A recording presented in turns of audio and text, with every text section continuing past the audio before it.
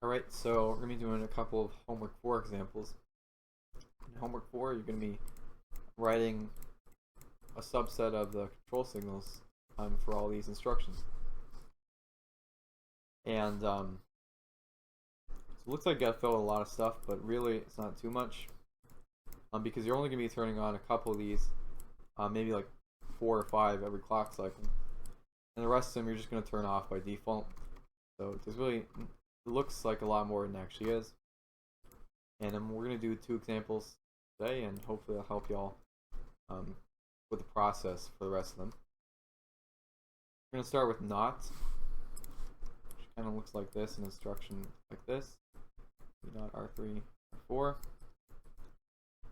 And this, you can read this as like R3 equals the bitwise not of R4. So how can I get this functionality? By manipulating control signals.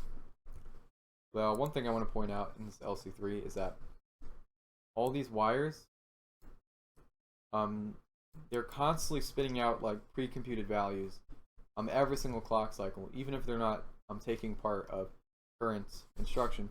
All these wires are spitting out values, right? So they've already pre-computed a bunch of work for you, and it's really your call whether you want to accept it or not. For example, this program counter is constantly spinning out its value on both here, but it doesn't reach the bus because it's blocked by this tri-state buffer. But it's also spinning out its value over here to the right, and goes to this +1 adder. And this +1 adder is constantly spinning out program counter +1 and feeding into this multiplexer. But usually it doesn't get forwarded right unless our PCMux is 0,0. But even if our PCMux is 0,0 and it ends up getting through the mux and it reaches the PC is going to be ignoring it almost all the time because load PC is going to be off. So all these wires in LC3 tend to have like pre-computed values. They just get ignored most of the time. So with control signals, really you only have to turn on the control signals to decide which values to accept. A lot of the work has already been done for you. So with that in mind, the first thing we want to do is we're going to probably want to get R4 into the ALU so we can NOT it. And you can assume that R4 is already being spitted out. So to begin with, so first thing we're going to do is we can turn this ALU to 1, 0. So in my NOT, I'm going to find the ALU 0. Great. And then now I can imagine the negated version of R4 is passing this tiny ALU dot. But it's being blocked by this gate ALU. Probably don't want that, so I'm going to turn gate ALU on. And notice you can only turn one gate at a time, so once you turn one gate on, you can just turn the rest of them off. And less to think about now. Now we can imagine our negated version of R4 is on the bus, and it's traveling all around the bus, but particularly this area of the bus. It's being fed into reg file. Alright? That's great.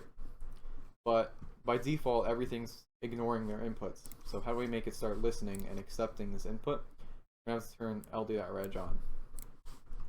So, turn that on. And we're pretty much done. There is one caveat though, that by convention we also want to turn this condition code on for these ALU instructions. And if you're not sure what instruction does, I would click on this. It should be provided in your homework, the LC3 instructions detail list. It has a bunch of descriptions about every instruction, so hopefully that helps understanding what they do if you haven't memorized them by heart. So behind the scenes, I didn't draw it out, but this bus is also traveling this logic area of a computer, and it's the NZP. But right now the NZP is not accepting this input, but we want our condition code to be based on this not R4 value, so we just want to turn ld.cc on, just like that. And I believe that finishes our command. Once we're done with that, we can really just set everything else to 0.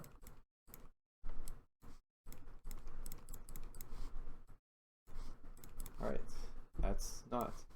And we'll do store next.